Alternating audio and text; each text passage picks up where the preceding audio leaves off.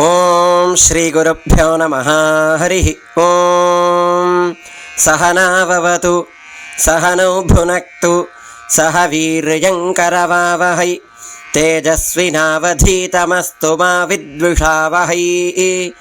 ఓం శాంతి శాంతి శాంతి. బ్రహ్మవిదా అప్నోతి పరం తదేషాభ్యుక్త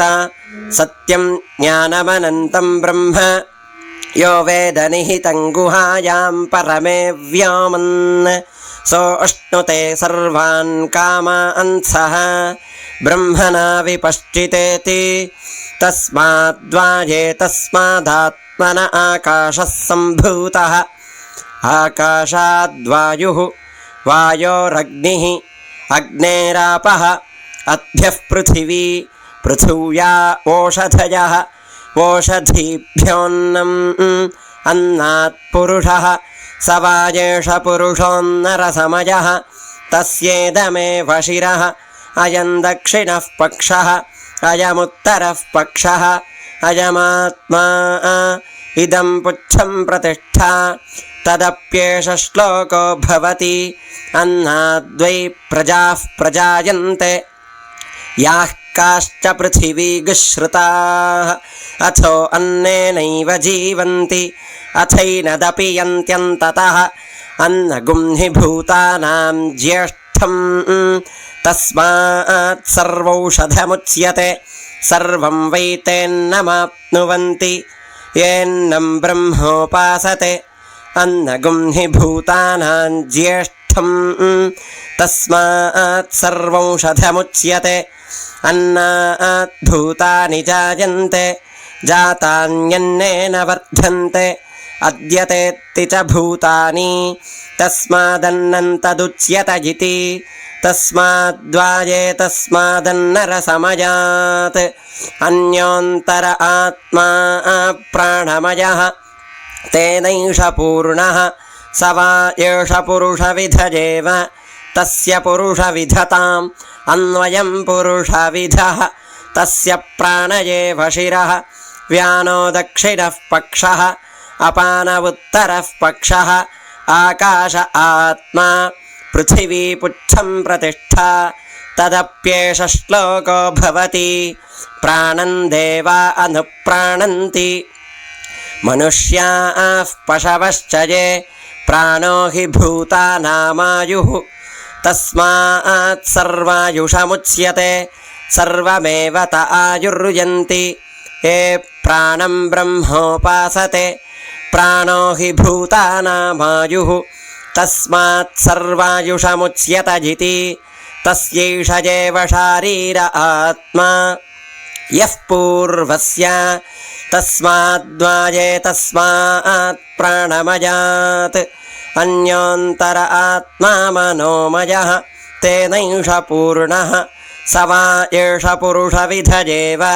तस्य पुरुषविधताम् अन्वयं पुरुषविधः तस्य यजुरेव शिरः ऋग्दक्षिणः पक्षः सामोत्तरः पक्षः आदेश आत्मा अथर्वाङ्गिरसः पुच्छं प्रतिष्ठा तदप्येष श्लोको भवति यतो वाचो निवर्तन्ते अप्राप्य मनसा सह आनन्दं ब्रह्मणो विद्वान् न बिभेति कदाचनेति तस्यैष एव शारीर आत्मा यः पूर्वस्य तस्माद्वाये तस्मान्मनोमयात् अन्योन्तर आत्मा विज्ञानमयः तेनैष पूर्णः स वा एष पुरुषविध एव तस्य पुरुषविधताम् अन्वयं पुरुषविधः तस्य श्रद्धैव शिरः ऋतं दक्षिणः पक्षः सत्यमुत्तरः पक्षः योग आत्मा महः पुच्छं प्रतिष्ठा तदप्येष श्लोको भवति विज्ञानं यज्ञं तनुते कर्माणि तनुतेऽपि च विज्ञानं देवाः सर्वे ब्रह्मज्येष्ठमुपासते विज्ञानं ब्रह्म चेद्वेद तस्माच्चेन्न प्रमाद्यति शरीरे पाप्मनो हित्वा सर्वान् कामान् समश्नुत इति तस्यैष एव शारीर आत्मा यः पूर्वस्य तस्माद्विज्ञानमयात् अन्योन्तर आत्मानन्दमयः तेनैष पूर्णः स वा एष पुरुषविधजेव तस्य पुरुषविधताम् अन्वयं पुरुषविधः तस्य प्रियमेव शिरः मोदो दक्षिणः पक्षः प्रमोद उत्तरः पक्षः आनन्द आत्मा ब्रह्मपुच्छं प्रतिष्ठा तदप्येष श्लोको भवति असन्नेव स भवति असद्ब्रह्मेति वेद चेत् अस्ति ब्रह्मेति चेद्वेद सन्तमेनन्ततो विदुरिति तस्यैष एव शारीर आत्मा यः पूर्वस्य अथातोऽनुप्रश्नाः उत विद्वानमुल्लोकं प्रेत्य कश्चन गच्छति आहो विद्वानमुल्लोकं प्रेत्य कश्चित् समश्नुता सोकामयत बहुस्यां प्रजायेति स तपोतप्यत स तपस्तप्त्वा इदगुं सर्वमसृजत यदिदं किञ्च तत्सृष्ट्वा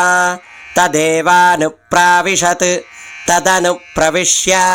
सच्चत्यच्च अभवत् निरुक्तञ्च निरुक्तञ्च निलयनञ्च निलयनञ्च विज्ञानञ्च विज्ञानञ्च सत्यञ्च नृतञ्च सत्यमभवत् यदिदं किञ्च तत्सत्यमित्याचक्षते तदप्येष श्लोको भवति असद्वा इदमग्र आसीत् ततो वै सदजायत तदात्मानग् स्वयमकुरुत तस्मात् तत्सुकृतमुच्यत इति यद्वै तत्सुकृतं रसो वै सः रसगृह्येवायल्लब्ध्वानन्दी भवति को ह्येवाण्यात् कः प्राण्यात् यदेष आकाश आनन्दो न स्यात् एष ह्येवानन्दजाति यदा ह्येवैषये तस्मिन्नदृश्येनात्म्ये निरुक्ते निलयने भयं प्रतिष्ठां विन्दते अथ सो भयं गतो भवति यदा ह्येवैषये तस्मिन्नुदरमन्तरं कुरुते अथ तस्य भयं भवति तत्त्वेव भयं विदुषो मन्वानस्य तदप्येष श्लोको भवति भीषास्माद्वातः पवते भीषोदेति सूर्यः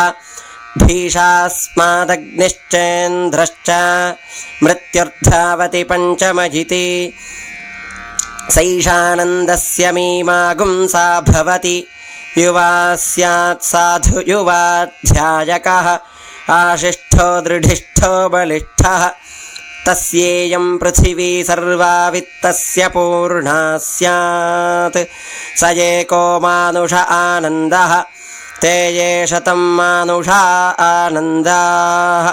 स एको मनुष्यगन्धर्वाणामानन्दः श्रोत्रियस्य चाकामः तस्य ते ये शतं मनुष्यगन्धर्वाणामानन्दाः स एको देवगन्धर्वाणामानन्दः श्रोत्रियस्य चाकामः तस्य ते ये शतं देवगन्धर्वाणामानन्दाः स एकः पितॄणां चिरलोकलोकानामानन्दः श्रोत्रियस्य चाकामः तस्य ते ये शतं पितॄणां चिरलोकलोकानामानन्दाः स एक आजानजानान् देवानामानन्दः श्रोत्रियस्य चाकामः तस्य ते ये शतमाजानजानान् देवानामानन्दाः स एकः कर्मदेवानां देवानामानन्दः ये कर्मणा देवादपि यन्ति श्रोत्रियस्य चाकामः तस्य ते ये शतं कर्मदेवानां देवानामानन्दाः स एको देवानामानन्दः श्रोत्रियस्य चाकामः तस्य ते ये शतं देवानां देवानामानन्दाः स एक इन्द्रस्यानन्दः श्रोत्रियस्य च कामः तस्य तेजेशतमिन्द्रस्यानन्दाः स एको बृहस्पतेरानन्दः श्रोत्रियस्य च कामः तस्य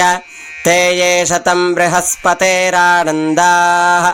स एकः प्रजापतेरानन्दः श्रोत्रियस्य च कामः तस्य तेजेशतं प्रजापतेरानन्दाः स एको ब्रह्मण आनन्दः श्रोत्रियस्य च कामः तस्य स यश्चायं पुरुषे यश्चासावादित्ये स एकः स एवं वित् अस्माल्लोकात् प्रेत्य एतमन्नमयमात्मानमुपसङ्क्रामति एतं प्राणमयमात्मानमुपसङ्क्रामति एतं मनोमयमात्मानमुपसङ्क्रामति एतं विज्ञानमयमात्मानमुपसङ्क्रामति एतमानन्दमयमात्मानमुपसङ्क्रामति तदप्येष श्लोको भवति यतो वाचो निवर्तन्ते अप्राप्य मनसा सह आनन्दं ब्रह्मणो विद्वान् न बिभेति कुतश्च नेति एतगुंहवावन तपति किमहगुं साधुना करवं किमहं पापमकरवमिति स य एवं विद्वानेते आत्मानग्स्पृणुते उभे ह्येवैषयेते आत्मानग्स्पृणुते य एवं वेद इत्युपनिषत् सहनाववतु सहनौ भुनक्तु सह वीर्यङ्करवावहै तेजस्विनावधीतमस्तु मा विद्विषावहै। ॐ शान्तिः शान्तिः शान्तिः हरिः ॐ।